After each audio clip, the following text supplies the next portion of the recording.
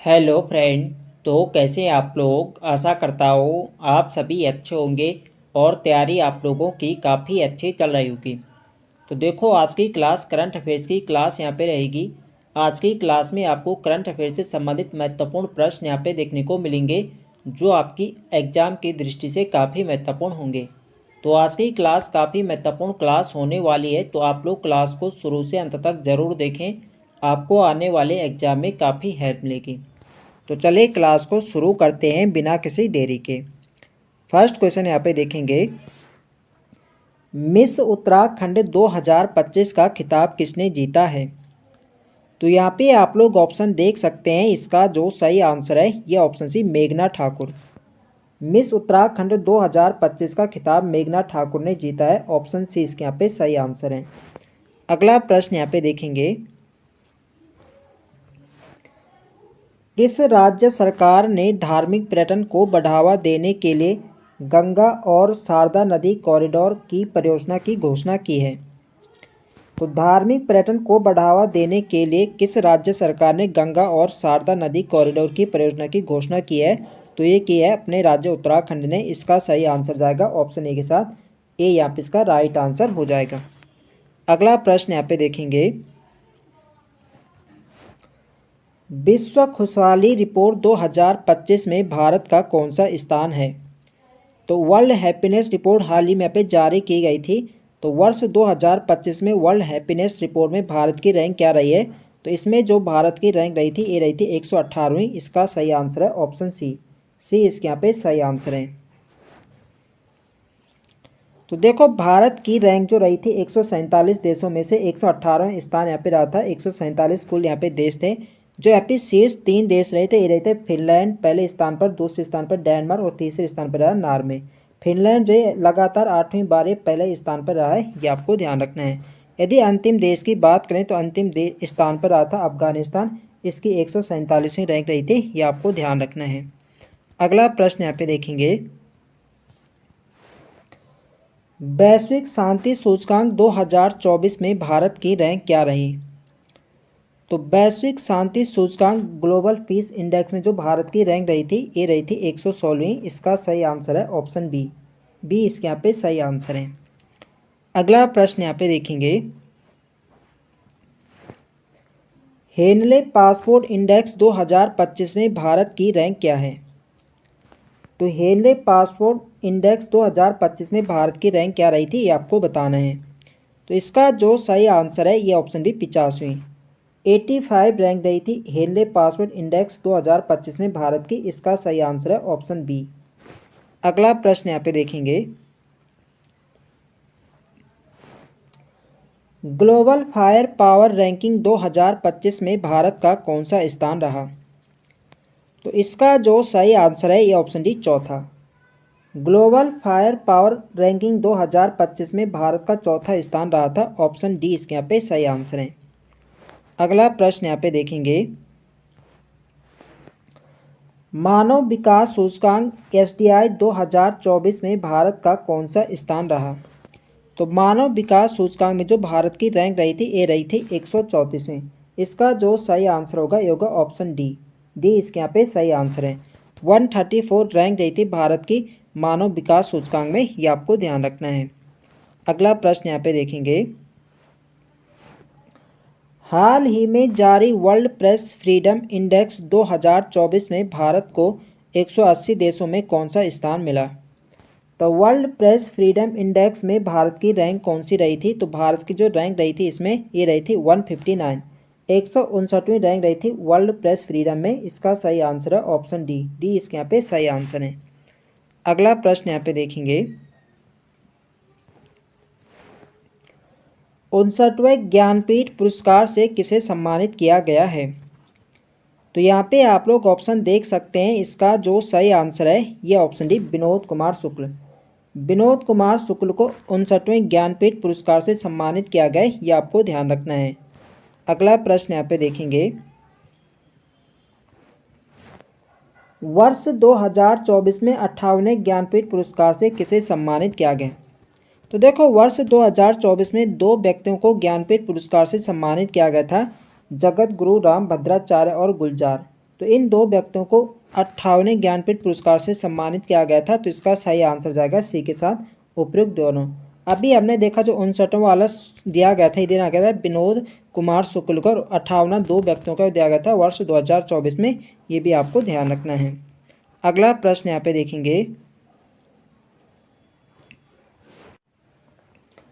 असम सरकार ने किस शहर को राज्य की दूसरी राजधानी घोषित किया है? तो यहाँ पे आप लोग ऑप्शन देख सकते हैं, इसका जो सही आंसर है ये ऑप्शन सी डिब्रूगढ़। तो हाल ही में असम सरकार ने राज्य की दूसरी राजधानी डिब्रूगढ़ घोषित किया है, ये आपको ध्यान रखने हैं।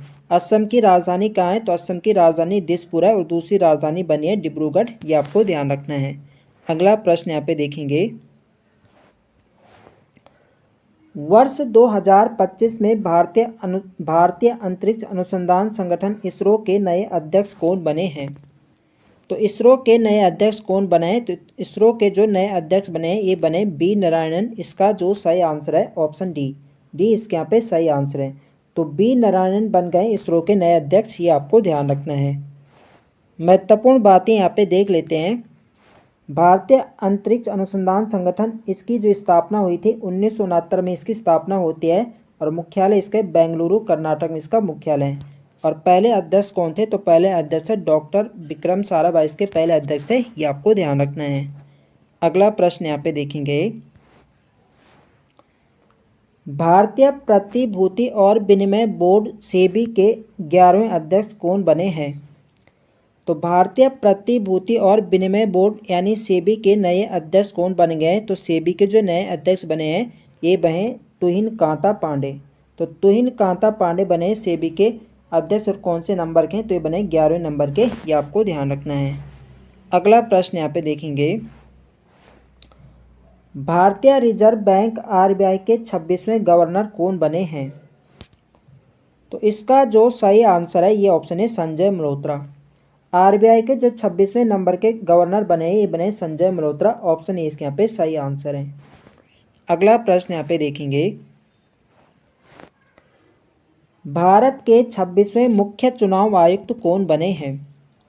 तो यहाँ पे आप लोग ऑप्शन देख सकते हैं, इसका जो सही आंसर है ये ऑप्शन बी ज्ञानेश कुमार। भारत के जो वर्तमान चुनाव आयुक्त हैं ये ज्ञानेश कुमार हैं और ये कौन से नंबर के बने हैं?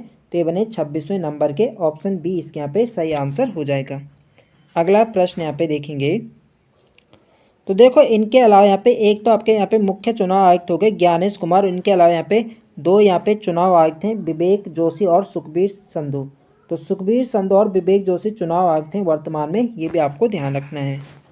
अगला प्रश्न है हमारा,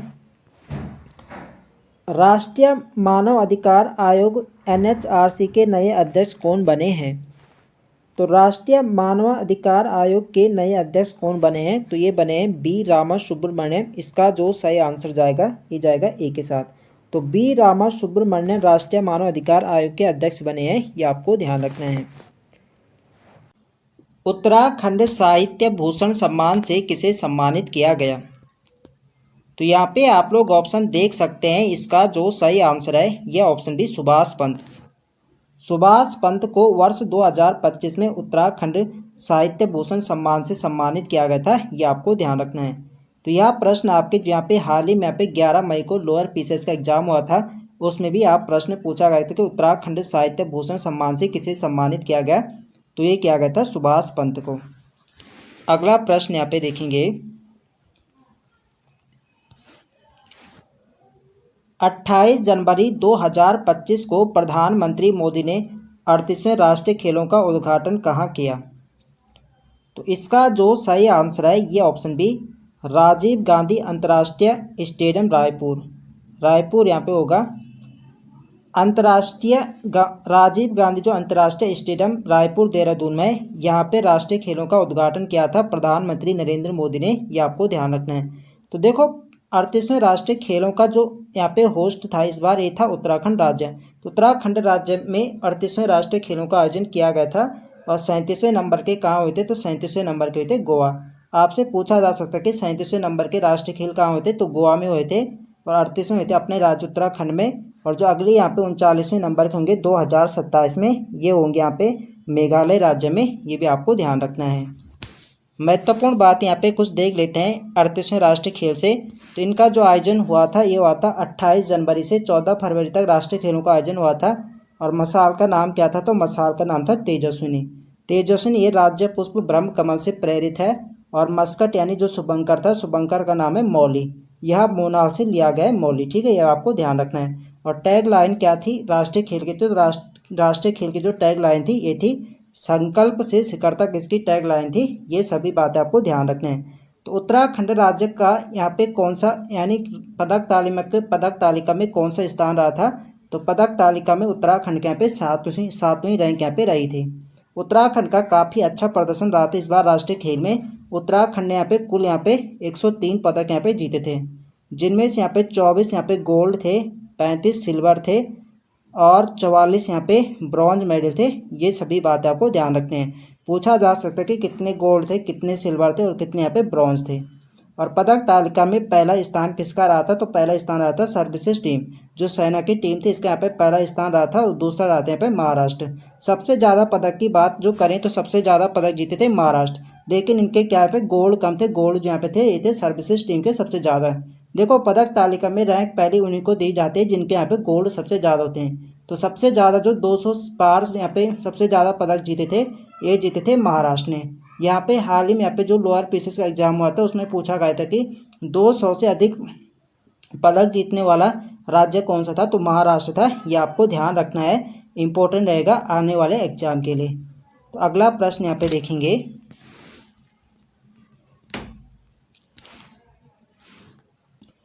केंद्रीय बजट 2025-26 में वित्त मंत्री ने राजकोषीय घाटे फिजिकल डेफिसिट का लक्ष्य जीडीपी का कितना प्रतिशत रखा है? तो यह प्रश्न भी लोअर पीसीएस एग्जाम में पूछा गया था कि राजकोषीय घाटे का लक्ष्य यहाँ पे कितना रखा गया था वर्ष 2025-26 के बजट में? तो ये रखा गया था 4.4%। तो इसका जो सही आंसर है ऑप्शन बी इसके यहाँ पे राइट आंसर है। और किस थीम के साथ यहाँ पे 2025-26 का बजट यहाँ पे पेश किया गया था? तो ये क्या गया था? सबका विकास थीम से। ये भी आपको ध्यान रखना है, यह प्रश्न में पूछा गया कि किस थीम से यहाँ पे पेश किया गया था। तो ये क्या गया था? सबका विकास थीम से। अगला प्रश्न यहाँ पे देखेंगे, गणतंत्र दिवस परेड 2025 उत्तराखंड की झांकी किस विषय पर आधारित है? तो उत्तराखंड की झांकी किस विषय पर आधारित है ये आपको बताना है। तो इसका जो सही आंसर है यह ऑप्शन बी सांस्कृतिक विरासत एवं साहसी खेल। वर्ष 2025 में गणतंत्र दिवस परेड में उत्तराखंड की जो झांकी का विषय था ये था सांस्कृतिक विरासत एवं साहसी खेल। ये आपको ध्यान रखना है। और उत्तराखंड राज्य के यहाँ पे गणतंत्र दिवस 2025 में यहाँ पे झांकी को कौन सा स्थान दिया गया था? तो यहाँ पे तीसरा स्थान दिया गया था। ये भी आपको ध्यान रखना है। अगला प्रश्न यहाँ पे देखेंगे,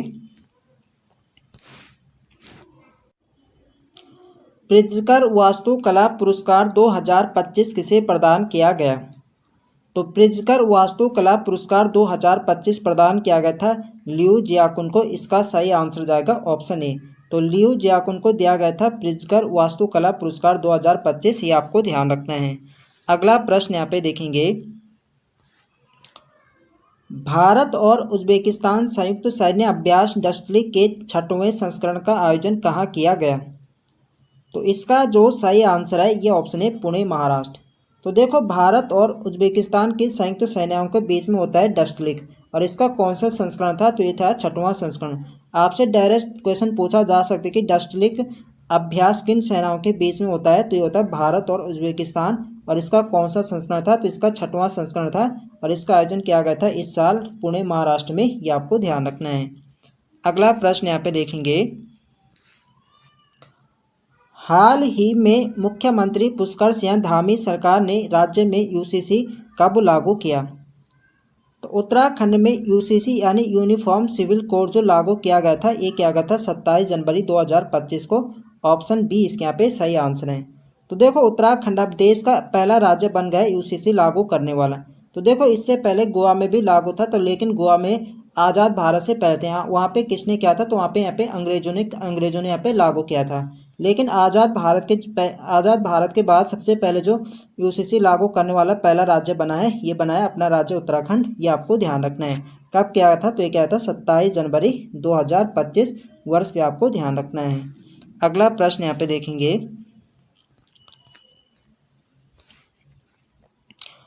38वें राष्ट्रीय खेल 2025 में उत्तराखंड को पहला पदक दिलाने वाली ज्योति वर्मा का संबंध किस खेल से है? तो 38वें राष्ट्रीय खेल में उत्तराखंड को जो पहला पदक दिलाया था, ये दिलाया था ज्योति वर्मा ने। और उन्होंने किस किस खेल में दिलाया था? ये दिलाया था वुशु खेल में। ऑप्शन बी इसके यहाँ पे सही आंसर है। और पहला गोल्ड किसने दिलाया था? तो पहला गोल्ड दिलाया था अचोम तपस ने। देखो जो ज्योति वर्मा ने, इन्होंने पहला पदक दिलाया तो ये दिलाया था ब्रॉन्ज पदक, ठीक है। और पहला गोल्ड दिलाया था अचोम तपस ने। वो कहाँ के? अचोम तपस ये है देहरादून के। यहाँ पे महत्वपूर्ण बात यहाँ पे देख लेते हैं। चीनी मार्शल आर्ट वुशु में उत्तराखंड पुलिस में तैनात बागेश्वर की बेटी ज्योति वर्मा ने उत्तराखंड की झोली में पहला ब्रॉन्ज मेडल डाला। और वहीं अचोम तपस ने वुशु में गोल्ड मेडल जीता। तो देखो वुशु खेल में ही अचोम तपस ने उत्तराखंड को पहला गोल्ड मेडल दिलाया था। और जो जो ज्योति वर्मा है, ये क्या है? ये उत्तराखंड पुलिस में तैनात है और इन्होंने उत्तराखंड की झोली में पहला ब्रॉन्ज मेडल दिलाया था। ये आपको ध्यान रखना है। अगला प्रश्न यहाँ पे देखेंगे और इनका आपको जनपद यहाँ पे ध्यान रखना कि कौन से जनपद से इनका संबंध है। संबंध भी पूछा जाता है कि ज्योति वर्मा का संबंध कहाँ से, या अचोम तपस का। अचोम तपस ये तो देहरादून जनपद से इनका संबंध है और इनका संबंध है बागेश्वर जनपद से। ये भी आपको ध्यान रखना है। अगला प्रश्न है हमारा, उत्तराखंड राज्य सरकार ने छठे राज्य वित्त आयोग का अध्यक्ष किसे नियुक्त किया है? तो इसका जो सही आंसर है ये ऑप्शन सी एन रविशंकर। तो उत्तराखंड सरकार ने छठे राज्य वित्त आयोग का जो अध्यक्ष नियुक्त किया है, ये क्या है? एन रविशंकर को। ये आपको ध्यान रखना है। देखो फ्रेंड्स, वीडियो पसंद आ रही तो फ्रेंड्स वीडियो को लाइक करें, शेयर करें और जो लोग चैनल पर नए हैं चैनल को सब्सक्राइब करें। नेक्स्ट क्वेश्चन है हमारा, यूनिफॉर्म सिविल कोड यूसीसी लागू करने वाला आज़ाद भारत का पहला राज्य कौन बना है? तो यूनिफॉर्म सिविल कोड लागू करने वाला आज़ाद भारत का पहला राज्य अपना राज्य उत्तराखंड बना है। ऑप्शन ए इसके यहाँ पे सही आंसर हो जाएगा। और यूनिफॉर्म सिविल कोड, इसका उल्लेख आर्टिकल कौन से आर्टिकल में है? तो भारतीय संविधान के आर्टिकल 44 में यूसीसी का उल्लेख है। ये भी आपको ध्यान रखना है। अगला प्रश्न यहाँ पे देखेंगे, भारत सरकार के समान नागरिक संहिता विधेयक के प्रावधान किस पर लागू नहीं होंगे? तो देखो उत्तराखंड सरकार की जो समान नागरिक संहिता यानी यूसीसी है, ये विधेयक जो है ये किस पर लागू नहीं होगा? तो इसमें जो यहाँ पे जो आपका जनजाति वाला समुदाय है, जैसे थारू हो गया, जौनसारी, भोटिया, बॉक्सर आदि, तो इन जनजाति समूह पर यह जो यूसीसी है यह लागू नहीं होगा। ये भी आपको ध्यान रखना है। तो जनजाति समुदाय किसमें अलग रखा गया है? तो इसका सही आंसर जाएगा बी। बी इसके यहाँ पे राइट आंसर है। अगला प्रश्न यहाँ पे देखेंगे, क्षेत्रीय गणतंत्र दिवस समारोह 26 जनवरी 2025 की थीम बताइए। तो 26 जनवरी गणतंत्र दिवस समारोह की थीम क्या थी? तो इसकी जो थीम थी ये थी विकसित भारत, और इसकी जो थीम थी स्वर्णिम भारत, विरासत और विकास। इसका जो सही आंसर जाएगा ये जाएगा डी के साथ। तो स्वर्णिम भारत, विरासत और विकास इसकी थीम थे। ये आपको ध्यान रखना है, इंपॉर्टेंट रहेगा परीक्षा की दृष्टि से। अगला प्रश्न है हमारा, उत्तराखंड के किन व्यक्तियों को वर्ष 2025 में पद्मश्री पुरस्कार से सम्मानित किया गया? तो यह प्रश्न भी एग्जाम में पूछा गया था। जो आपका परसों यहाँ पे लोअर पीसीएस का एग्जाम हुआ था, उसमें पूछा गया था कि उत्तराखंड के किन व्यक्तियों को वर्ष 2025 में पद्मश्री पुरस्कार से सम्मानित किया गया? तो ये किया गया था राधा बहन भट्ट और हुआ कॉलिन गैंजन। तो वहाँ पे एक ही नाम दिया गया था राधा बहन का। तो राधा बहन भट्ट और हुआ कॉलिन गैंजर को वर्ष 2025 में पद्मश्री पुरस्कार से सम्मानित किया गया था। तो इसका सही आंसर जाएगा ऑप्शन सी ए व बी दोनों। तो इन दोनों के नाम आपको ध्यान रखने हैं। और वर्ष 2024 में किसे सम्मानित किया गया था? तो वर्ष 2024 में किया गया था डॉक्टर एस्टोनिया कटोच को। ये भी आपको ध्यान रखना है, हो सकता है कि आपसे 2024 वाला भी पूछा जाए। अगला प्रश्न यहाँ पे देखेंगे, क्षेत्रीय गणतंत्र दिवस समारोह के मुख्य अतिथि कौन थे? तो क्षेत्रीय गणतंत्र दिवस समारोह के मुख्य अतिथि कौन थे? तो ये थे प्राबो सुबियांटो। तो प्राबो सुबियांटो क्षेत्रीय गणतंत्र समारोह के मुख्य अतिथि थे। और ये किस देश के राष्ट्रपति हैं? तो ये इंडोनेशिया के राष्ट्रपति हैं। ये आपको ध्यान रखना है। अगला प्रश्न यहाँ पे देखेंगे, भ्रष्टाचार धारणा सूचकांक 2024 में भारत किस स्थान पर है? तो भ्रष्टाचार धारणा सूचकांक में भारत को 180 देशों में 96 रैंक यहाँ पे रही थी। तो इसका सही आंसर जाएगा ऑप्शन ए। ये इसके यहाँ पे सही आंसर है। महत्वपूर्ण बात यहाँ पे देख लेते हैं, फरवरी 2025 को जारी 2024 भ्रष्टाचार धारणा सूचकांक में 180 देशों में भारत को 96 स्थान मिला। तो भारत की रैंक क्या रही थी? तो ये रही थी 96। यदि दुनिया के सबसे टॉप 3 देश की बात करें तो पहले नंबर पर आता डेनमार्क, दूसरे नंबर पर आता फिनलैंड और तीसरे नंबर पर सिंगापुर। ये भी आपको ध्यान रखना है। अगला प्रश्न यहाँ पे देखेंगे, 59वां ज्ञानपीठ पुरस्कार 2025 किसे प्रदान किया जाएगा? तो 59वां ज्ञानपीठ पुरस्कार 2025 किसे दिया गया? तो ये दिया गया है विनोद कुमार शुक्ल को। ऑप्शन डी इसके यहाँ पे सही आंसर है। अगला प्रश्न यहाँ पे देखेंगे, एबेल पुरस्कार 2025 से किसे सम्मानित किया गया?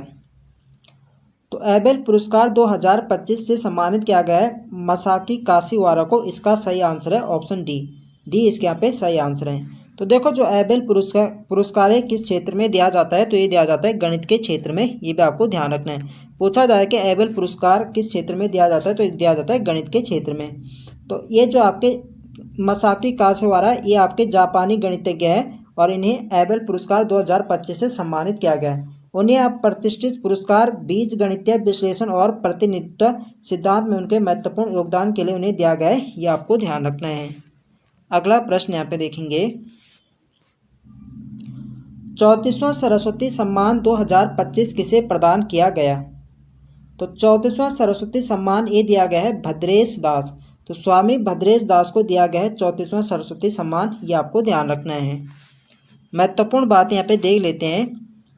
34वां सरस्वती सम्मान 2025 प्रसिद्ध संस्कृत विद्वान महामहोपाध्याय साधु भद्रेश दास को उनकी उत्कृष्ट संस्कृति कीर्ति स्वामी नारायण सिद्धांत सुधा के लिए प्रदान किया गया। तो उनकी उत्कृष्ट संस्कृत कीर्ति जो है स्वामी नारायण सिद्धांत सुधा, तो इसके लिए इन्हें सरस्वती सम्मान दिया गया था 34वां वाला। ये आपको ध्यान रखना है। तो यह पुरस्कार किसके द्वारा दिया जाता है? तो ये दिया जाता है, यह पुरस्कार के बिरला फाउंडेशन द्वारा दिया जाता है। ये भी आपको ध्यान रखना है। और 34वां ज्ञानपीठ पुरस्कार किसे दिया गया था? तो ये दिया गया था सूर्यबाला को। जो 34वां ब्यास सम्मान भी के बिरला फाउंडेशन के द्वारा दिया जाता है। ये भी आपको ध्यान रखना है। तो ब्यास सम्मान पूछा जाता है, ब्यास सम्मान दिया गया था सूर्यबाला को और सरस्वती सम्मान दिया गया था साधु भद्रेश दास को। ये आपको ध्यान रखना है। अगला प्रश्न है हमारा, मार्च 2025 में देश का 58वां टाइगर रिजर्व किसे घोषित किया गया है? तो इसका जो सही आंसर है यह है option D Dudhwa tiger reserve. Sorry, जो आपका माधवा टाइगर रिजर्व है। तो माधव टाइगर रिजर्व को 58वां टाइगर रिजर्व घोषित किया गया है। ये आपको ध्यान रखना है। आपके कहाँ है? तो आपके मध्य प्रदेश का जो माधवा टाइगर रिजर्व है, इसे 58वां टाइगर रिजर्व घोषित किया गया था। ये आपको ध्यान रखना है। अब वर्तमान में भारत में 58 टाइगर रिजर्व हो गए हैं। ये भी आपको ध्यान रखना है। डायरेक्ट क्वेश्चन पूछा जाए कि वर्तमान में भारत कितने टाइगर रिजर्व हैं? तो ये 58। अगला प्रश्न है हमारा, मई 2025 में भारत के 52वें मुख्य न्यायाधीश कौन बनेंगे? तो मई 2025 में जो भारत के 52वें मुख्य न्यायाधीश बन गए हैं, ये बन गए हैं, यहाँ पे बन गए जस्टिस BR गवई। तो जस्टिस BR गवई बने हैं भारत के 52वें नंबर के मुख्य न्यायाधीश। ये आपको ध्यान रखना है। इन्होंने किसका स्थान लिया था? इन्होंने लिया है संजीव खन्ना का। 51वें नंबर के कौन थे? तो 51 नंबर के संजीव खन्ना और 52वें नंबर के बन गए हैं जस्टिस BR गवई। ये आपको ध्यान रखना है। अगला, लेखक गांव भारत में कहाँ स्थापित किया गया है? तो यहाँ पे आप लोग ऑप्शन देख सकते हैं। इसका जो सही आंसर है ये ऑप्शन बी थानो गांव। भारत का जो पहला लेखक गांव स्थापित किया गया है, ये क्या गया है? देहरादून के थानो गांव में। ऑप्शन बी इसके यहाँ पे सही आंसर है। महत्वपूर्ण बातें इसे यहाँ पे देख लेते हैं। भारत का पहला लेखक गांव, तो इसका उद्घाटन कब हुआ था? तो इसका उद्घाटन हुआ था 27 अक्टूबर 2024। और स्थान कहाँ है? तो स्थान है थानो गांव, देहरादून। देहरादून से लगभग 24 किलोमीटर दूर है थानो गांव। ये आपको ध्यान रखना है। इसके उद्घाटनकर्ता, तो उद्घाटनकर्ता में यहाँ पे कौन कौन शामिल थे? तो उद्घाटनकर्ता में भारत के पूर्व राष्ट्रपति श्री रामनाथ कोविंद, उत्तराखंड के राज्यपाल लेफ्टिनेंट जनरल गुरमीत सिंह और मुख्यमंत्री पुष्कर सिंह धामी। तो ये सभी उद्घाटनकर्ता में शामिल थे। और इसका जो उद्देश्य है, तो इसका उद्देश्य है लेखकों को शांत प्रेरणादायक माहौल प्रदान करना तथा साहित्यिक और सांस्कृतिक गतिविधियों को प्रोत्साहन देना इसका उद्देश्य है। तो ये सभी बातें आपको ध्यान रखनी है। अगला प्रश्न यहाँ पे देखेंगे, उत्तराखंड सरकार ने वित्तीय वर्ष 2025-26 के लिए कितने करोड़ रुपए का बजट पेश किया है? तो इसका जो सही आंसर है ये ऑप्शन बी, 1,01,175.33 करोड़। तो 1,01,175.33 करोड़ का बजट पेश किया गया है वित्तीय वर्ष 2025-26 के लिए। ये आपको ध्यान रखना है। ऐसा पहली बार हुआ है जब 1 लाख से अधिक करोड़ का बजट पेश किया गया है। ये भी आपको ध्यान रखना है। अगला प्रश्न यहाँ पे देखेंगे, उत्तराखंड सरकार का वित्तीय वर्ष 2025-26 का बजट किसने प्रस्तुत किया? तो बजट जो प्रस्तुत किया था ये क्या था? वित्त मंत्री प्रेमचंद अग्रवाल ने। ऑप्शन बी इसके यहाँ पे सही आंसर है। अगला प्रश्न यहाँ पे देखेंगे, उत्तराखंड बजट 2025-26 की मुख्य थीम क्या है? तो थीम काफ़ी इंपॉर्टेंट हो जाती है एग्जाम की दृष्टि से। तो 2025-26 की जो थीम थी बजट की ये थी नमो। ऑप्शन सी इसके यहाँ पे सही आंसर है। अगला प्रश्न यहाँ पे देखेंगे, उत्तराखंड बजट 2025-26 में नमो का पूरा रूप क्या है? तो जो इसकी थीम थी नमो, इसका पूरा रूप क्या है? तो एन का मतलब है नवाचार, ए का अर्थ है आत्मनिर्भरता और एम का अर्थ है महान विरासत और ओ का अर्थ है ओजस्वी मानव संसाधन। तो ये इसका पूरा रूप है, ये भी आपको ध्यान रखना है। अगला प्रश्न यहाँ पे देखेंगे, उत्तराखंड के वित्तीय वर्ष 2024-25 की तुलना में वित्त वर्ष 25-26 के लिए के बजट में कितने प्रतिशत की वृद्धि रही?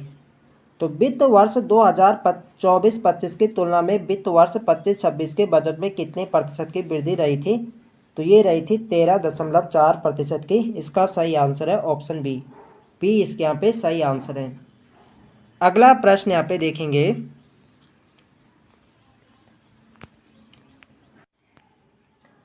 28 जनवरी 2025 को प्रधानमंत्री मोदी ने 38वें राष्ट्रीय खेलों का उद्घाटन कहाँ किया है? तो इसका जो सही आंसर है ये ऑप्शन बी, राजीव गांधी अंतर्राष्ट्रीय स्टेडियम रायपुर देहरादून। तो राजीव गांधी अंतर्राष्ट्रीय स्टेडियम रायपुर में 38वें राष्ट्रीय खेलों का उद्घाटन किया था प्रधानमंत्री नरेंद्र मोदी ने। ये आपको ध्यान रखना है। तो देखो 38वें राष्ट्रीय खेलों का जो होस्ट था इस बार अपना राज्य उत्तराखंड था, ये आपको ध्यान रखना है। और 38वें राष्ट्रीय खेलों में उत्तराखंड का कौन सा स्थान रहा था? तो ये रहा था 7वां। ये भी आपको ध्यान रखना है। उत्तराखंड यहाँ पे 103 यहाँ पे मेडल जीते थे, जिसमें से यहाँ पे 24 यहाँ पे गोल्ड थे, 35 यहाँ पे सिल्वर थे और 44 यहाँ पे ब्रॉन्ज मेडल थे। ये आपको ध्यान रखना है, इम्पोर्टेंट रहेगा परीक्षा की दृष्टि से। अगला प्रश्न यहाँ पे देखेंगे, गणतंत्र दिवस परेड 2025 में उत्तराखंड की झांकी किस विषय पर आधारित है? तो गणतंत्र दिवस परेड 2025 में उत्तराखंड की जो झांकी थी किस विषय पर आधारित थी? तो ये थी सांस्कृतिक विरासत एवं साहसिक खेल। तो सांस्कृतिक विरासत एवं साहसिक खेल पर आधारित थी उत्तराखंड की झांकी। और उत्तराखंड की झांकी के यहाँ पे कौन सा स्थान मिला था? तो ये मिला था तीसरा। ये आपको ध्यान रखना है। प्रथम स्थान यहाँ पे उत्तर प्रदेश की झांकी को मिला था। अगला प्रश्न यहाँ पे देखेंगे, हाल ही में मुख्यमंत्री पुष्कर सिंह धामी ने राज्य में यूसीसी कब लागू किया? तो यूसीसी उत्तराखंड राज्य में कब लागू किया गया था? तो ये किया गया था 27 जनवरी 2025 को। ऑप्शन बी इसके यहाँ पे सही आंसर है। अगला प्रश्न यहाँ पे देखेंगे, 38वें राष्ट्रीय खेल 2025 में उत्तराखंड को पहला पदक दिलाने वाली ज्योति वर्मा का संबंध किस खेल से है? तो देखो उत्तराखंड को जो राष्ट्रीय खेलों में पहला यहाँ पे पदक दिलाया था ये दिलाया था ज्योति वर्मा ने, और इन्होंने दिलाया था वुशु खेल में। ऑप्शन बी इसके यहाँ पे सही आंसर है। और इन्होंने कौन सा पदक जीता था? इन्होंने जीता था ब्रॉन्ज मेडल। ये आपको ध्यान रखना है। यदि पूछा जाए कि उत्तराखंड को पहला गोल्ड मेडल किसने दिलाया था, तो पहला गोल्ड दिलाया था अचोम तपस ने, जो कि देहरादून के हैं। और अचोम तपस ने भी ही वुशु खेल में गोल्ड मेडल जीता है। ये भी आपको ध्यान रखना है। अगला प्रश्न यहाँ पे देखेंगे, देखो फ्रेंड्स वीडियो पसंद आ रही तो फ्रेंड्स वीडियो को लाइक करें, शेयर करें, और जो लोग यहाँ पे चैनल पर नए हैं चैनल को सब्सक्राइब करें। अगला प्रश्न है हमारा, ऑपरेशन सद्भावना के तहत टेंट आधारित होम स्टे की शुरुआत किस जिले में हुई? तो ऑपरेशन सद्भावना के तहत टेंट आधारित होम स्टे की शुरुआत किस जिले से हुई थी? तो ये हुई थी पिथौरागढ़ जिले से। ऑप्शन सी इसके यहाँ पे सही आंसर है। देखो आपसे प्रश्न पूछा जाए कि ऑपरेशन सद्भावना का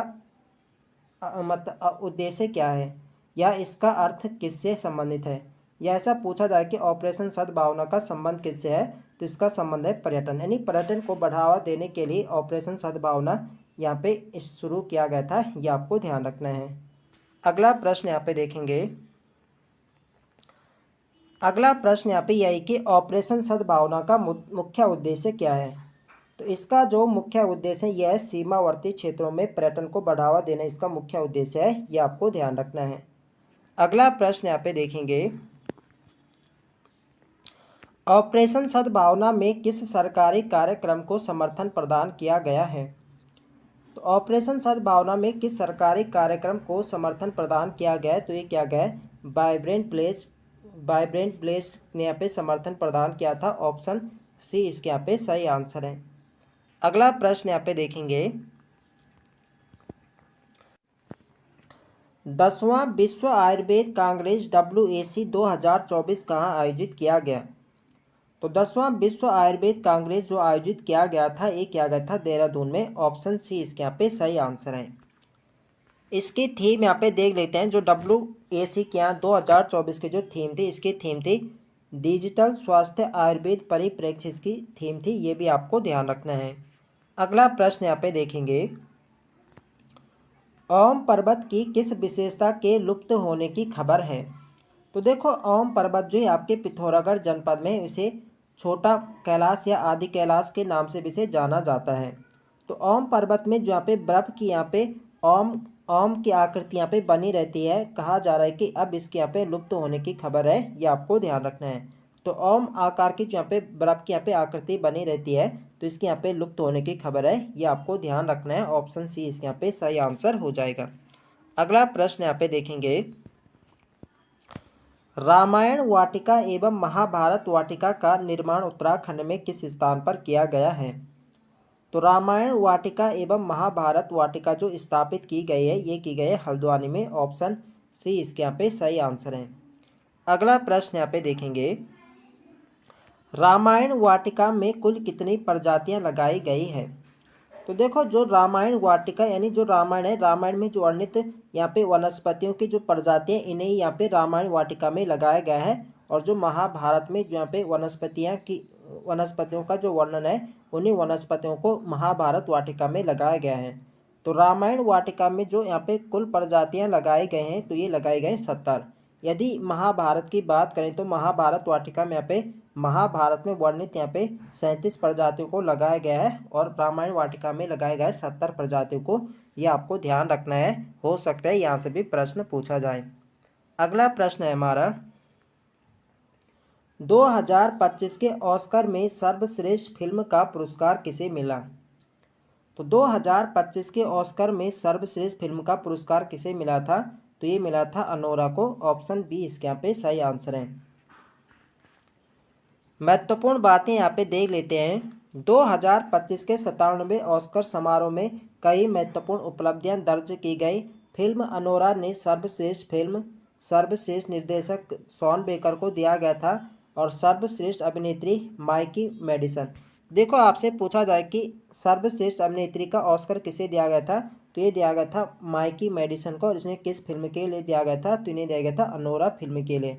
सर्वश्रेष्ठ संपादन और सर्वश्रेष्ठ मूल पटकथा सहित कुल 5 पुरस्कार जीते थे अनोरा फिल्म ने। यह आपको ध्यान रखना है। और यह क्या है, जिससे यह समारोह की सबसे सफल फिल्म बनी। अगला प्रश्न यहाँ पे देखेंगे।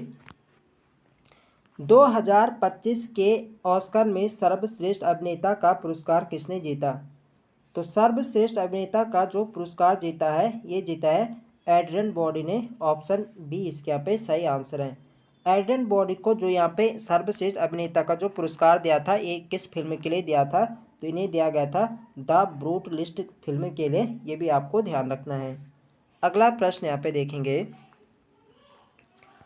अंतर्राष्ट्रीय प्रवासी उत्तराखंडी सम्मेलन 2025 कहाँ आयोजित किया गया? तो तो पहली बार उत्तराखंड प्रवासी सम्मेलन का आयोजन किया गया था और ये किया गया था देहरादून में। ऑप्शन सी इसके यहाँ पे सही आंसर है। अगला प्रश्न यहाँ पे देखेंगे, सम्मेलन में कितने देशों के प्रवासी उत्तराखंडी शामिल हुए? तो पहली बार प्रवासी उत्तराखंडी सम्मेलन का आयोजन किया गया था देहरादून में और इसमें 17 देशों के प्रवासी उत्तराखंडी यहाँ पे शामिल हुए थे। तो इसका सही आंसर जाएगा ऑप्शन बी, बी इसके यहाँ पे राइट आंसर है। अगला प्रश्न यहाँ पे देखेंगे, उत्तराखंड ने यूसीसी कब लागू किया? तो उत्तराखंड ने यूनिफॉर्म सिविल कोड कब लागू किया था? तो ये किया गया था 27 जनवरी 2025 को। ऑप्शन सी इसके यहाँ पे सही आंसर है। अगला प्रश्न यहाँ पे देखेंगे, स्वतंत्रता के बाद भारत में यूसीसी लागू करने वाला पहला राज्य कौन बन गया है? तो यूसीसी लागू करने वाला जो पहला राज्य बन गया है ये बन गया है अपना राज्य उत्तराखंड। ऑप्शन सी यहाँ पे सही आंसर है। यहाँ पे बात हो रही है स्वतंत्रता के बाद, स्वतंत्रता से पहले गोवा में यह यूसीसी लागू है, यहाँ पे पुर्तगालियों ने यहाँ पे लागू किया था, ये आपको ध्यान रखना है।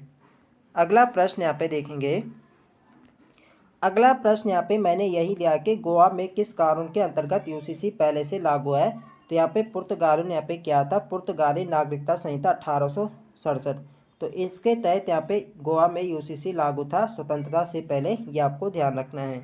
अगला प्रश्न यहाँ पे देखेंगे, यूसीसी में दत्तक व सरोगेसी से जन्म लेने वाले बच्चों को क्या दर्जा दिया गया है? तो देखो यूसीसी के तहत जो यहाँ पे जो दत्तक हो या सरोगेसी के मदद से जो बच्चे अब यहाँ पे जन्म लेंगे इन्हें यहाँ पे जैविक संतान का दर्जा इन्हें यहाँ पे दिया जाएगा। इसका सही आंसर है ऑप्शन सी, सी इसके यहाँ पे बिल्कुल सही आंसर है। अगला प्रश्न यहाँ पे देखेंगे, 38वें राष्ट्रीय खेल 2025 में उत्तराखंड की समग्र रैंक क्या रही? तो उत्तराखंड की रैंक क्या रही थी 38वें राष्ट्रीय खेल में? तो यहाँ पे रही थी 7वीं रैंक। ऑप्शन सी यहाँ पे सही आंसर है। उत्तराखंड ने कितने मेडल यहाँ पे जीते थे? तो पहले भी मैंने आपको बताया था, एक बार रिपीट करता हूँ, 103 मेडल यहाँ पे जीते थे, जिसमें से 24 यहाँ पे क्या थे, 24 यहाँ पे गोल्ड थे और 35 यहाँ पे सिल्वर मेडल थे और 44 यहाँ पे क्या थे, ब्रॉन्ज मेडल थे। ये आपको ध्यान रखना, पूछा जाएगा कितने गोल्ड जीते थे, तो ये जीते 24। अगला प्रश्न यहाँ पे देखेंगे, 39वें राष्ट्रीय खेलों 2027 की मेज़बानी किसे सौंपी गई? तो देखो 39वें वाले जो राष्ट्रीय खेल होंगे ये होंगे 2027 में और इसकी मेज़बानी किसे सौंपी गई है? तो ये सौंपी गई मेघालय राज्य को। ऑप्शन बी इसके यहाँ पे सही आंसर है। देखो जो 37वें वाले राष्ट्रीय खेल हुए थे, 37वें वाले हुए थे गोवा में, ठीक है, और 38वें हुए थे अपने उत्तराखंड राज्य में और 39वें हुए हैं आपके होंगे अब मेघालय में। ये भी आपको यहाँ पे ध्यान रखना है। अगला प्रश्न यहाँ पे देखेंगे, उत्तराखंड में कुल कितने नगर निगम हैं? तो देखो उत्तराखंड में अब जो वर्तमान में नगर निगमों की संख्या हो गई ये हो गए 11। ऑप्शन सी यहाँ पे सही आंसर है। यहाँ पे वर्ष 2024 में 2 नए नगर निगम बने थे, अल्मोड़ा और पिथौरागढ़, ये आपको ध्यान रखना है। पहले 9 यहाँ इनकी संख्या थी, अब कितने हो गई, 11 हो गई है। अगला प्रश्न यहाँ पे देखेंगे, कुमाऊं मंडल में नगर निगमों की संख्या कितनी हो गई है? तो कुमाऊं मंडल में नगर निगमों की संख्या हो गई 5 और गढ़वाल में हो गई 6। तो टोटल कितने हैं, 11। कुमाऊं में कौन कौन से उनके यहाँ पे देख लेते हैं।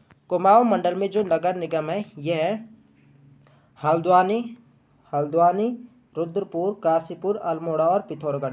तो अल्मोड़ा और पिथौरागढ़ 2 नए नगर निगम बने हैं, ये भी आपको ध्यान रखना है।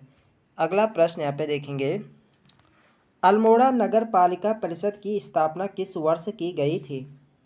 तो देखो उत्तराखंड की जो सबसे पुरानी नगर पालिका यानी कुमाऊं क्षेत्र की जो सबसे पुरानी नगर पालिका थी ये अल्मोड़ा नगर पालिका थी और इसकी जो स्थापना हुई थी ये हुई थी 1864 में। ऑप्शन सी इसके यहाँ पे सही आंसर है। अगला प्रश्न यहाँ पे देखेंगे, उत्तराखंड सरकार द्वारा कितने योग एवं वेलनेस केंद्र खोले जाने की घोषणा की गई है?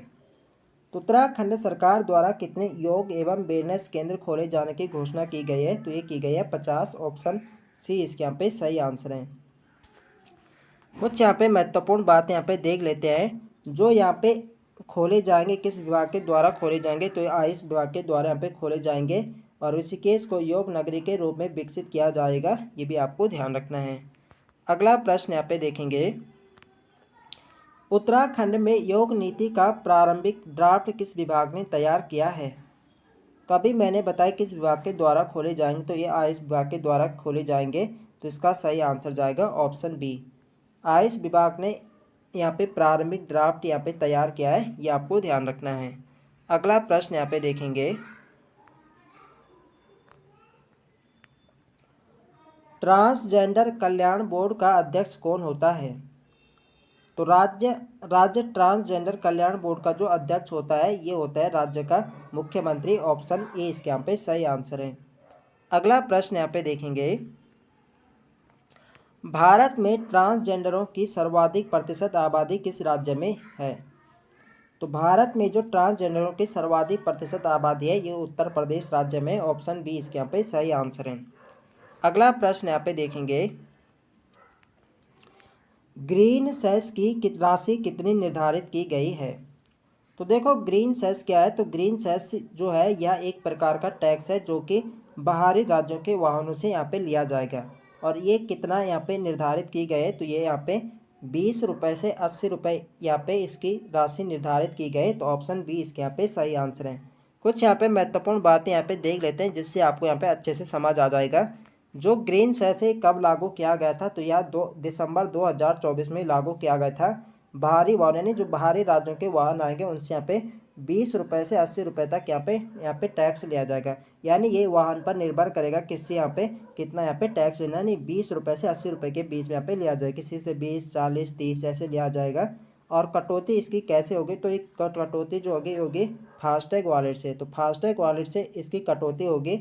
और इसकी पहचान क्या है, तो इसकी पहचान है ANPR कैमरा इसकी पहचान है। और छूट किन किन से यहाँ पे नहीं लिया जाएगा, जो छूट यहाँ पे ली गया है जैसे 2 पहिया हो गए, EV हो गए, CNG हो गए, एम्बुलेंस, फायर ब्रिगेड और उत्तराखंड पंजीकृत वाहन। तो उत्तराखंड के पंजीकृत वाहन हो गए, इनसे यहाँ पे यह क्या है, जैसे एम्बुलेंस हो गए तो इनसे यहाँ पे क्या है, यहाँ टैक्स नहीं वसूला जाएगा। केवल यहाँ पे बाहरी राज्यों के वाहनों से यहाँ पे लिया जाएगा। अगला प्रश्न यहाँ पे देखेंगे, मिस वर्ल्ड 2025 का खिताब किसने जीता? तो मिस वर्ल्ड 2025 का जो खिताब जीता है ये जीता है ओपल सुचाता ने। ऑप्शन ए यहाँ पे सही आंसर है। कहाँ की है, तो ये है थाईलैंड की, ये भी आपको ध्यान रखना है। अगला प्रश्न यहाँ पे देखेंगे, 2025 की वैश्विक आतंकवाद सूचकांक में कौन सा देश आतंकवाद के मामले में शीर्ष स्थान पर रहा?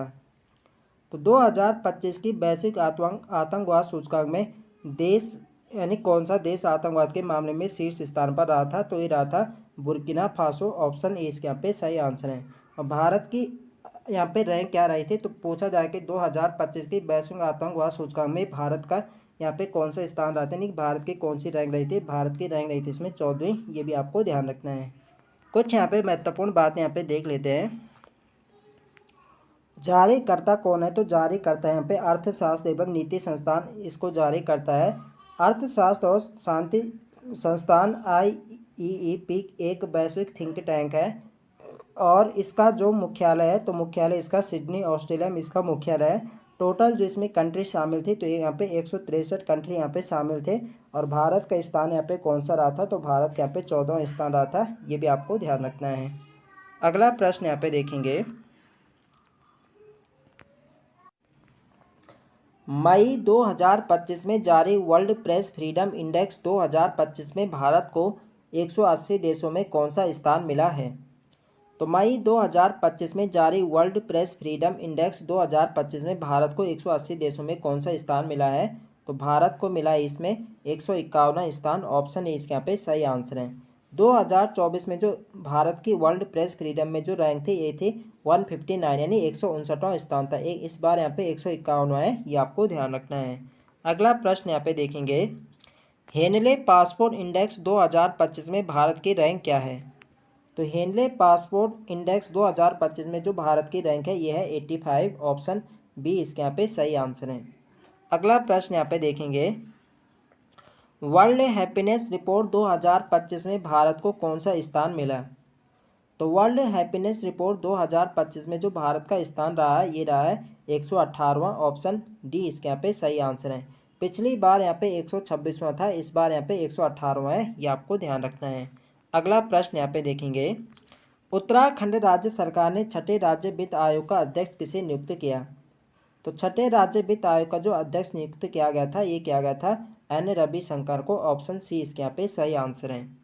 अगला प्रश्न यहाँ पे देखेंगे, उत्तराखंड सरकार के समान नागरिक संहिता विधेयक के प्रावधान किस पर लागू नहीं होंगे। तो देखो उत्तराखंड में जो यूसीसी लागू हुआ है यहाँ पे किसको यहाँ पे शामिल नहीं, यानी किस पर यह विधेयक लागू नहीं होगा। तो यूसीसी किस पर लागू नहीं होगा, तो यहाँ पे जो जनजाति समुदाय है, जैसे जनजाति समुदाय कौन से, जैसे थारू हो गया, आपका राजी जनजाति हो गया, जौनसार हो गया, तो इन पे यहाँ पे क्या ये वाला समान नागरिक संहिता यहाँ पे लागू नहीं होगा, ये आपको ध्यान रखना है। तो जनजातियों को यहाँ पे मुक्त किया गया है, इससे ऑप्शन बी यहाँ पे हमारा बिल्कुल सही आंसर हो जाएगा। अगला प्रश्न यहाँ पे देखेंगे, क्षेत्रवें गणतंत्र दिवस समारोह 26 जनवरी 2025 की थीम बताए। तो गणतंत्र दिवस 2025 की थीम क्या थी, तो इसकी जो थीम थी ये थी स्वर्णिम भारत विरासत और विकास। ऑप्शन डी इसके यहाँ पे सही आंसर है। अगला प्रश्न यहाँ पे देखेंगे, उत्तराखंड के किन व्यक्तियों को वर्ष 2025 में पद्म श्री पुरस्कार से सम्मानित किया गया। देखो वर्ष 2025 में उत्तराखंड के 3 व्यक्तियों को यहाँ पे पद्म श्री पुरस्कार से सम्मानित किया गया। एक तो यहाँ पे राधा बहन भट्ट और 2 यहाँ पे पति पत्नी हैं, ह्यू गैंजर व कॉलिन गैंजर। तो ह्यू गैंजर की पत्नी है कॉलिन गैंजर, तो इन दोनों को इन दोनों पति पत्नियों के यहाँ पे मरणोपरांत पद्म श्री पुरस्कार से सम्मानित किया गया। ये भी आपको ध्यान रखना है। पूछा जाएगा किन्हें मरणोपरांत किया गया, तो ह्यू गैंजर व कॉलिन गैंजर, तो दोनों पति पत्नी, इन्हें मरणोपरांत यहाँ पे पद्म श्री पुरस्कार से सम्मानित किया गया। ये आपको ध्यान रखना है, इंपॉर्टेंट रहेगा परीक्षा की दृष्टि से। और 2024 में किसे सम्मानित किया गया था, तो 2024 में डॉक्टर यशवंत सिंह कटोच को पद्म श्री पुरस्कार से सम्मानित किया गया था। ये भी आपको ध्यान रखना है। अगला प्रश्न है हमारा, क्षेत्रवें गणतंत्र दिवस समारोह के मुख्य अतिथि कौन थे। तो क्षेत्रवें गणतंत्र दिवस समारोह के जो मुख्य अतिथि थे ये थे प्राबो सुबियांतो। तो प्राबो सुबियांतो गणतंत्र दिवस 2025 के मुख्य अतिथि थे, ये आपको ध्यान रखना है। बी इसके यहाँ पे सही आंसर है। और ये किस देश के राष्ट्रपति हैं, तो प्राबो सुबियांतो ये इंडोनेशिया के राष्ट्रपति हैं, ये भी आपको ध्यान रखना है। अगला प्रश्न यहाँ पे देखेंगे, वर्ष 2025 में भारतीय अंतरिक्ष अनुसंधान संगठन इसरो के नए अध्यक्ष कौन बने हैं। तो वर्ष 2025 में भारतीय अंतरिक्ष अनुसंधान संगठन इसरो के नए अध्यक्ष कौन बने हैं, तो ये बने बी नारायणन। ऑप्शन डी इसके यहाँ पे सही आंसर है। अगला यहाँ पे कुछ महत्वपूर्ण बातें यहाँ पे देख लेते हैं इसरो से। भारतीय अंतरिक्ष अनुसंधान जो संगठन इसरो, इसकी स्थापना कब होती है, तो इसकी स्थापना 15 अगस्त 1969 को इसकी स्थापना हुई। मुख्यालय बेंगलुरु कर्नाटक में है। और इसके जो प्रथम अध्यक्ष थे ये थे डॉक्टर विक्रम साराभाई, इसके प्रथम अध्यक्ष थे। ये सभी बातें आपको ध्यान रखनी है। अगला प्रश्न यहाँ पे देखेंगे, वर्ष 2025 में कुल कितने लोगों को पद्म पुरस्कार दिए गए हैं। तो वर्ष 2025 में यहाँ पे 139 लोगों को पद्म पुरस्कार दिए गए हैं। ऑप्शन डी इसके यहाँ पे सही आंसर है। तो यहाँ पे कुछ महत्वपूर्ण बातें यहाँ पे देख लेते हैं। भारत सरकार ने गणतंत्र दिवस की पूर्व संध्या 2025 के लिए 139 पद्म पुरस्कारों का ऐलान किया। इस साल 7 पद्म विभूषण, 7 लोगों को तो पद्म विभूषण दिया गया, 19 लोगों को पद्म भूषण और 113 लोगों को पद्म श्री अवार्ड दिया गया। ये आपको ध्यान रखना है। तो यहाँ से प्रश्न ऐसे भी पूछा जाएगा कि कितने लोगों को वर्ष 2025 में पद्म विभूषण दिया गया, तो आपको ध्यान रखना है 7 लोगों को पद्म विभूषण, 19 लोगों को पद्म भूषण और 113 लोगों को पद्म श्री दिया गया। ये आपको ध्यान रखना है। अगला प्रश्न है हमारा, केंद्रीय रिजर्व पुलिस बल सीआरपीएफ के महानिदेशक के रूप में किसे नियुक्त किया गया है।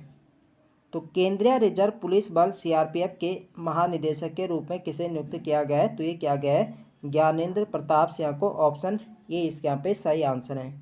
अगला प्रश्न यहाँ पे देखेंगे,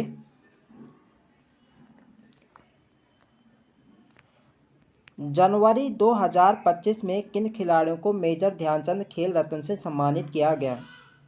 तो देखो जनवरी 2025 में किन खिलाड़ियों को मेजर ध्यानचंद खेल रत्न से सम्मानित किया गया था।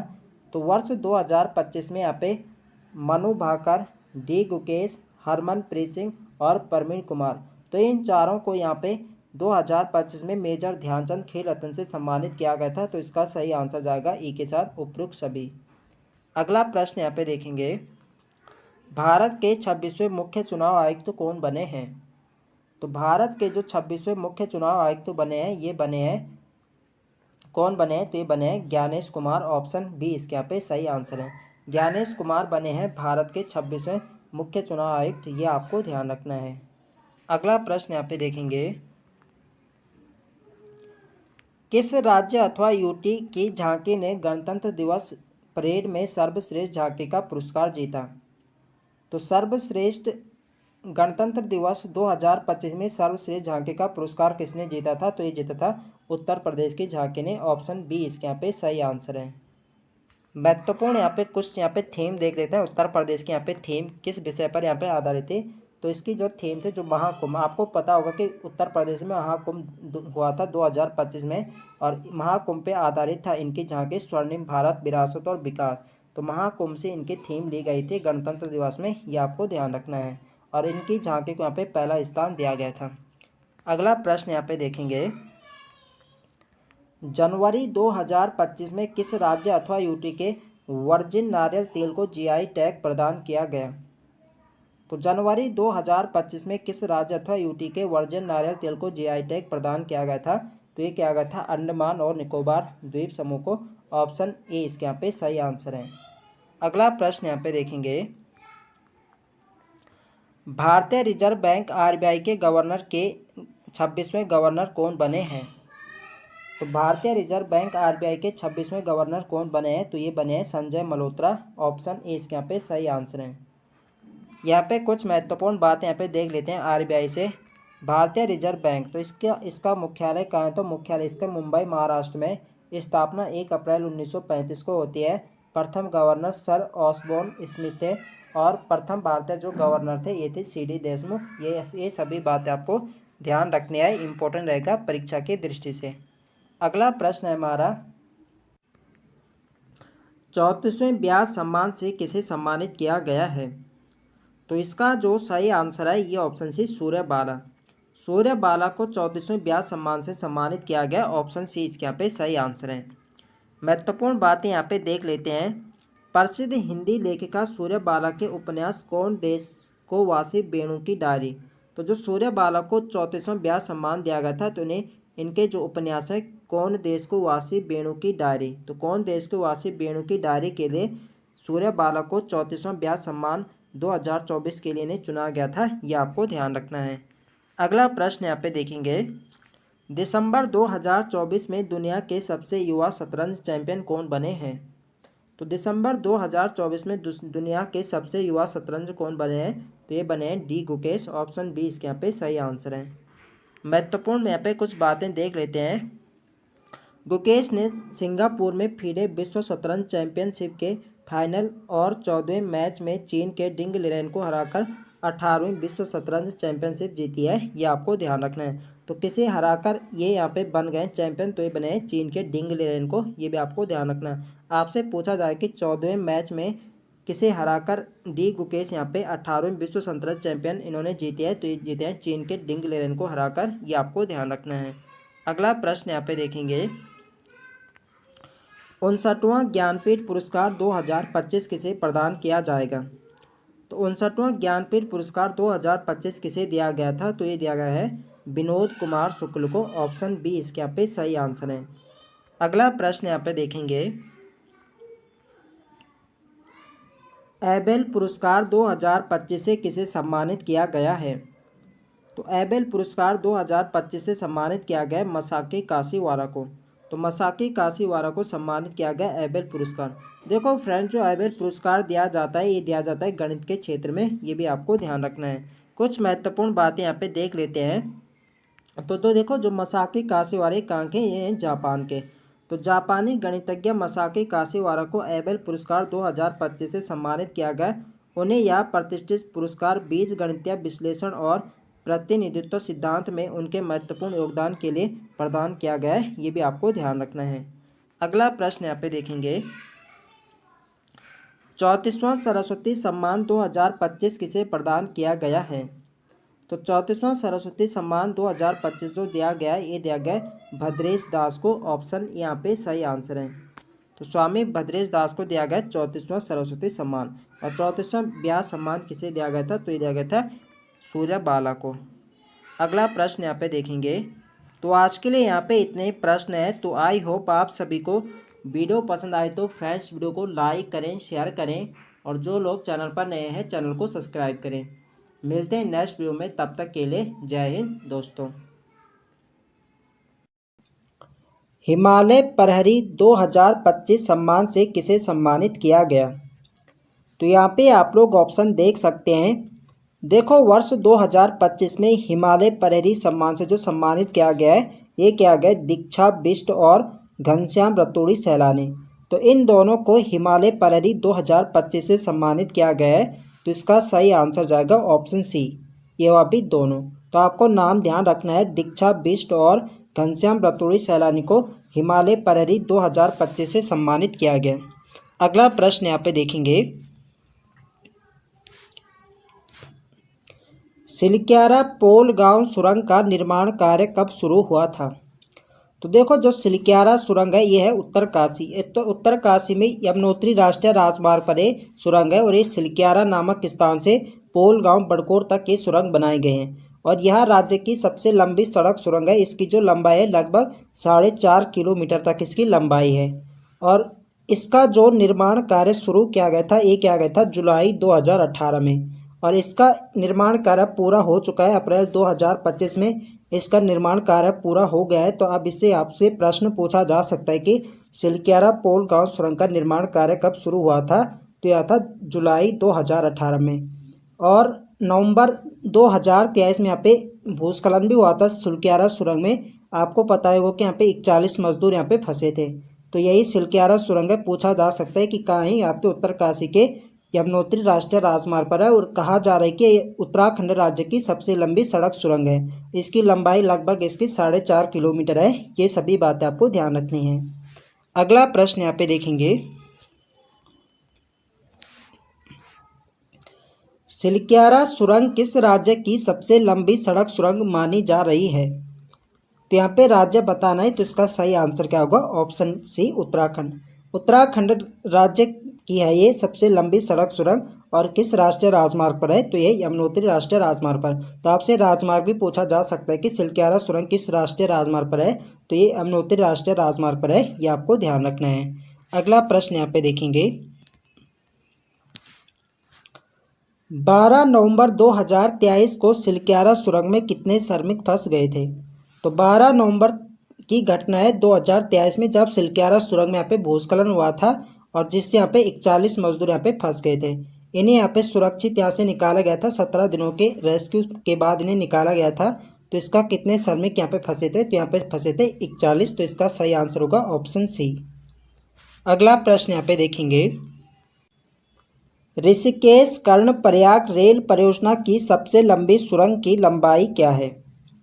तो देखो, ऋषिकेश से कर्णप्रयाग रेल परियोजना की सबसे लंबी सुरंग है। यह राज्य की नहीं बल्कि देश की सबसे लंबी सुरंग बताई जा रही है, जो ऋषिकेश से कर्णप्रयाग तक है और इस सुरंग की जो लंबाई है यह है 14.57 किलोमीटर। अभी हमने देखा जो सिलक्यारा सुरंग है वो राज्य की सबसे लंबी सड़क सुरंग है। अब यहाँ पे हो रही है रेल सुरंग की बात, यहाँ पे हो रही है। तो रेल सुरंग जो है देश की सबसे लंबी सुरंग बताई जा रही है, यह है ऋषिकेश से कर्णप्रयाग और इसकी जो लंबाई है लगभग 14.5 किलोमीटर इसकी लंबाई है। ये आपको ध्यान रखना है। अगला प्रश्न यहाँ पे देखेंगे, इस सुरंग का खोदाई कार्य किस तकनीक से किया गया है? तो देखो, जो ऋषिकेश से कर्णप्रयाग तक रेल सुरंग है, इस सुरंग का खोदाई कार्य किस तकनीक से किया गया है? तो इसका जो कार्य किया गया था ये किया गया था टनल बोरिंग मशीन से। इसका सही आंसर है ऑप्शन सी। तो आपको ध्यान रखना है, टनल बोरिंग मशीन से ऋषिकेश से कर्णप्रयाग रेल सुरंग की खुदाई का कार्य किया गया था। ये आपको ध्यान रखना है। अगला प्रश्न है हमारा, बाबा बौखनाग नाम किस सुरंग को दे जाने का प्रस्ताव है? तो देखो, जो ऋषिकेश कर्णप्रयाग से रेल सुरंग है, तो ऋषिकेश से कर्णप्रयाग जो रेल सुरंग है इसका नाम बाबा बौखनाग नाम रखने का प्रस्ताव मुख्यमंत्री पुष्कर धामी ने केंद्र सरकार को भेजा है कि जो ऋषिकेश से कर्णप्रयाग वाली रेल सुरंग है इसका नाम बाबा बौखनाग रखा जाए। तो पुष्कर सिंह धामी ने इसका प्रस्ताव केंद्र सरकार को भेजा है, ये आपको ध्यान रखना है, इंपॉर्टेंट रहेगा परीक्षा की दृष्टि से। वैसे जो बाबा बौखनाग है इसका संबंध सिलक्यारा सुरंग से है, तो इसमें आपको कंफ्यूज नहीं होना है। जो इसका नाम यहाँ पे रखा गया है ऋषिकेश से कर्णप्रयाग रेल सुरंग वाली का है, ये आपको ध्यान रखना है। तो मुख्यमंत्री पुष्कर धामी ने केंद्र सरकार को प्रस्ताव भेजा है जो ऋषिकेश से कर्णप्रयाग रेल सुरंग है, इसका नाम बाबा बौखनाग सुरंग रखा जाए। अगला प्रश्न यहाँ पे देखेंगे, किस राज्य सरकार ने धार्मिक पर्यटन को बढ़ावा देने के लिए गंगा और शारदा नदी कॉरिडोर की परियोजना की घोषणा की है? तो राज्य सरकार ने धार्मिक पर्यटन को बढ़ावा देने के लिए गंगा और शारदा नदी कॉरिडोर की परियोजना की घोषणा करी है। ये किसने करी है? ये करे उत्तराखंड राज्य। उत्तराखंड राज्य ने पर्यटन को बढ़ावा देने के लिए गंगा और शारदा नदी कॉरिडोर परियोजना की घोषणा करी है, ये आपको ध्यान रखना है। ऑप्शन ए इसके यहाँ पे सही आंसर है। अगला प्रश्न यहाँ पे देखेंगे, संघ लोक सेवा आयोग यूपीएससी के नए चेयरमैन कौन बने हैं? तो यूपीएससी के यहाँ पे बात हो रही है, तो यूपीएससी के नए चेयरमैन कौन बने हैं? तो ये बने अजय कुमार। इसका सही आंसर है ऑप्शन ए। इन्होंने किसका स्थान लिया है? तो इन्होंने लिया है प्रीति सूदन। इससे पहले जो संघ लोक सेवा आयोग की जो अध्यक्ष थी ये प्रीति सूदन थी। अब यहाँ पे नए कौन बन गए? अब बन गए अजय कुमार। तो आपसे प्रश्न पूछा जा सकता है कि अजय कुमार ने किनका स्थान लिया है? तो ये लिया है प्रीति सूदन का। अगला प्रश्न यहाँ पे देखेंगे, भारत के 52वें मुख्य न्यायाधीश का नाम बताए जिन्हें राष्ट्रपति ने 14 मई 2025 को शपथ दिलाई। तो भारत के 52वें मुख्य न्यायाधीश कौन बने हैं? तो ये बने हैं जस्टिस BR गवई। तो जस्टिस BR गवई भारत के 52वें मुख्य न्यायाधीश बन गए हैं, ये आपको ध्यान रखना है। और इन्हें शपथ कौन दिलाता है? तो इन्हें शपथ दिलाते हैं राष्ट्रपति, ये आपको ध्यान रखना है। यहाँ पे देख लेते हैं कि जो देश के यहाँ पे चीफ जस्टिस थे, यानी 51वें नंबर के कौन से, 50वें नंबर कौन थे, 49वें नंबर के, इनके आपको क्रम भी ध्यान रखना है। हो सकता है यहाँ पे क्रम भी लगाने को पूछा जा सके। तो ये अभी यहाँ पे इनसे पहले 51वें नंबर के कौन थे? तो ये थे जस्टिस संजीव खन्ना। तो जो जस्टिस BR गवई है इन्होंने जस्टिस संजीव खन्ना का स्थान लिया है। तो 50वें नंबर के जस्टिस DY चंद्रचूड़ थे और 49वें नंबर के थे जस्टिस UU ललित। तो 49वें जस्टिस UU ललित, 50वें नंबर के जस्टिस DY चंद्रचूड़, 51वें संजीव खन्ना थे और 52वें अब बन गया वर्तमान में BR गवई। ये आपको ध्यान रखना है, इंपॉर्टेंट रहेगा परीक्षा की दृष्टि से। अगला प्रश्न है हमारा, देखो फ्रेंड्स वीडियो पसंद आ रही तो फ्रेंड्स वीडियो को लाइक करें, शेयर करें और जो लोग चैनल पर नए हैं चैनल को सब्सक्राइब करें। अगला प्रश्न है हमारा, भारत के नए नियंत्रक एवं महालेखा परीक्षक CAG कौन बने हैं? तो भारत के नए नियंत्रक एवं महालेखा परीक्षक CAG कौन है वर्तमान में? तो यह K Sanjay Murthy. Option A इसके यहाँ पे सही आंसर है। अगला प्रश्न यहाँ पे देखेंगे, भारतीय रिजर्व बैंक RBI के 26वें गवर्नर कौन बने हैं? तो RBI के 26वें नंबर के गवर्नर कौन है? तो यह है संजय मल्होत्रा। तो संजय मल्होत्रा बने हैं भारतीय रिजर्व बैंक के नए गवर्नर 26वें नंबर के, ये आपको ध्यान रखना है। अगला प्रश्न है हमारा, भारत के 26वें मुख्य चुनाव आयुक्त कौन बने हैं? तो भारत के 26वें मुख्य चुनाव आयुक्त कौन है, ये आपको बताना है। तो इसका जो सही आंसर है यह ऑप्शन बी, ज्ञानेश कुमार। ज्ञानेश कुमार भारत के 26वें मुख्य चुनाव आयुक्त हैं। इसका सही आंसर है ऑप्शन बी इसके यहाँ पे सही आंसर है।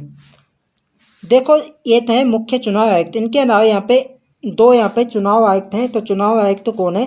तो विवेक जोशी और सुखबीर संधू। तो विवेक जोशी और सुखबीर संधू यहाँ पे क्या है? चुनाव आयुक्त है। और इनके अलावा यहाँ पे जो उप चुनाव आयुक्त हैं वर्तमान में, तो उप चुनाव आयुक्त यहाँ पे अजय बहादुर, RK गुप्ता, उमेश सिंह और संदीप जैन। तो यहाँ पे क्या है? उपचुनाव आयुक्त हैं। तो आपको ध्यान रखना है, मुख्य चुनाव आयुक्त तो यहाँ पे ज्ञानेश कुमार हो गए, चुनाव आयुक्त विवेक जोशी और सुखबीर संधू है, और उप चुनाव आयुक्त हैं अजय बहादुर, RK गुप्ता, उमेश सिंह और संदीप जैन। ये आपको ध्यान रखना है, इंपॉर्टेंट रहेगा परीक्षा की दृष्टि से। अगला प्रश्न है हमारा, जनवरी 2025 में किन खिलाड़ियों को मेजर ध्यानचंद खेल रत्न से सम्मानित किया जाएगा? तो जनवरी 2025 में किन खिलाड़ियों को मेजर ध्यानचंद खेल रत्न से सम्मानित किया गया है? तो देखो वर्ष 2025 में चार खिलाड़ियों को मेजर ध्यानचंद खेल रत्न से सम्मानित किया गया था। मनु भाकर, डी गुकेश, हरमनप्रीत सिंह और परवीन कुमार। तो ये चारों नाम आपको ध्यान रखना है, इम्पोर्टेंट रहेगा परीक्षा की दृष्टि से। तो इन चारों को जनवरी 2025 में मेजर ध्यानचंद खेल रत्न से सम्मानित किया गया, ये आपको ध्यान रखना है। तो इसका सही आंसर जाएगा ऑप्शन ई के साथ उपयुक्त सभी। अगला प्रश्न है हमारा, किस राज्य अथवा यूटी की झांकी ने गणतंत्र दिवस परेड में सर्वश्रेष्ठ झांकी का पुरस्कार जीता है? तो इसका जो सही आंसर है ये ऑप्शन डी उत्तर प्रदेश। उत्तर प्रदेश ने गणतंत्र दिवस परेड 2025 में सर्वश्रेष्ठ झांकी का पुरस्कार जीता है। ऑप्शन डी इसके यहाँ पे सही आंसर है। और उत्तराखंड की झांकी को कौन सा स्थान मिला था? तो ये मिला था तीसरा, ये भी आपको ध्यान रखना है। अगला प्रश्न यहाँ पे देखेंगे, अप्रैल 2025 में छठा बिम्स्टेक शिखर सम्मेलन किस देश में आयोजित हुआ? तो अप्रैल 2025 में छठा बिम्स्टेक शिखर सम्मेलन का आयोजन किया गया था और ये किया गया था थाईलैंड में। ऑप्शन सी इसके यहाँ पे सही आंसर है। अगला प्रश्न यहाँ पे देखेंगे, 59वां ज्ञानपीठ पुरस्कार 2025 किसे प्रदान किया गया? तो 59वां ज्ञानपीठ पुरस्कार 2025 किसे प्रदान किया गया था? तो ये किया गया था विनोद कुमार शुक्ल को। इसका सही आंसर है ऑप्शन बी इसके यहाँ पे राइट आंसर है। अगला प्रश्न है हमारा, एबेल पुरस्कार 2025 से किसे सम्मानित किया गया है? तो इसका जो सही आंसर है ये ऑप्शन डी मसाकी काशीवारा। मसाकी काशीवारा को एबेल पुरस्कार 2025 से सम्मानित किया गया है, ये आपको ध्यान रखना है। देखो जो एबेल पुरस्कार है यह गणित के क्षेत्र में दिया जाता है, ये भी आपको ध्यान रखना है। डायरेक्ट क्वेश्चन बन सकता है कि एबेल पुरस्कार किस क्षेत्र में दिया जाता है? तो ये गणित के क्षेत्र में दिया जाता है। तो देखो जो मसाकी काशीवारा ये क्या है? जापानी गणितज्ञ है। तो जापानी गणितज्ञ मसाकी काशीवारा को एबेल पुरस्कार 2025 से सम्मानित किया गया। उन्हें यह प्रतिष्ठित पुरस्कार बीजगणितीय विश्लेषण और प्रतिनिधित्व सिद्धांत में उनके महत्वपूर्ण योगदान के लिए प्रदान किया गया है, यह आपको ध्यान रखना है। अगला प्रश्न है हमारा, 34वां सरस्वती सम्मान 2025 किसे प्रदान किया गया है? तो इसका जो सही आंसर है ये ऑप्शन ए स्वामी भद्रेश दास। स्वामी भद्रेश दास को 34वां सरस्वती सम्मान 2025 से सम्मानित किया गया है, ये आपको ध्यान रखना है। ऑप्शन ए इसके यहाँ पे सही आंसर है। अगला प्रश्न यहाँ पे देखेंगे,